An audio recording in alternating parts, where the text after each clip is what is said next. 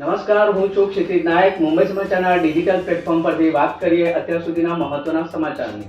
લોકસભાની ચૂંટણીનું countdown start. લોકસભાની ચૂંટણીના જંગનો આવતીકાલે થશે નિકાલ. 80 દિવસના અંતે 51 પાર્ટીના 8,360 ઉમેદવારના ભાવિનો થશે ફેસલો. 543 બેઠકમાંથી 272 સીટ જીતનાર પાર્ટી બનાવશે સરકાર. ઇલેક્શનના રિઝલ્ટ પછી ઉદ્ધવ ઠાકરે એનડીએમાં જોડાશે. 20મી જૂન સુધીમાં ઉદ્ધવ ઠાકરે ભાજપ સાથે હાથ મિલાવશે એવા અમરાવતીના સાંસદ નવનીત રાણાના પતિએ કર્યો દાવો. ચૂંટણીના પરિણામો પછી ગુજરાતના પ્રધાનમંડળમાં વિસ્તરણ થવાના વર્તારા. રથયાત્રા પછી વિધિવત રીતે સંપૂર્ણ પ્રધાનમંડળમાં ફેરફાર થવાના સંકેતો. મધ્ય રેલવેમાં 99 કલાકનો બ્લોક લીધા પછી પણ પ્રવાસીઓને રાહતનો અણસાર નહીં. નવી સિસ્ટમ અપગ્રેડ થવામાં વાર લાગતા લોકલ ટ્રેનો પર લગાવાઈ સ્પીડ બ્રેક. પ્રવાસીઓ પરેશાન. 2020 વર્લ્ડ કપની વિજેતા ટીમ પર થશે પૈસાનો વરસાદ. વિજેતા ટીમને 20 કરોડ અને રનરઅપ ટીમને 10 કરોડની પ્રાઇઝ મની આપવાની આઈસીસીની જાહેરાત.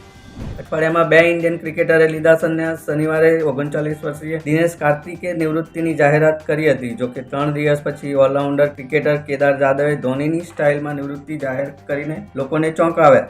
2020 વર્લ્ડ કપની ત્રીજી મેચમાં નામીબિયાએ ઓમાનને હરાવ્યું. બંને ટીમ વચ્ચે ટાઈ થઈ હતી. જોકે 12 વર્ષ પછી વર્લ્ડ કપમાં સુપર ઓવરમાં નામીબિયા જીત્યું.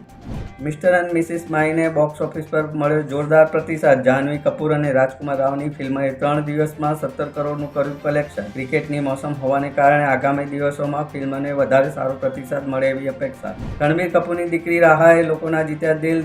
અનંત અંબાણીના પ્રી વેડિંગ ફંક્શનમાંથી મુંબઈ પાછા ફરતા પિતા પર વરસાયો રાહાએ પ્રેમ. Video viral.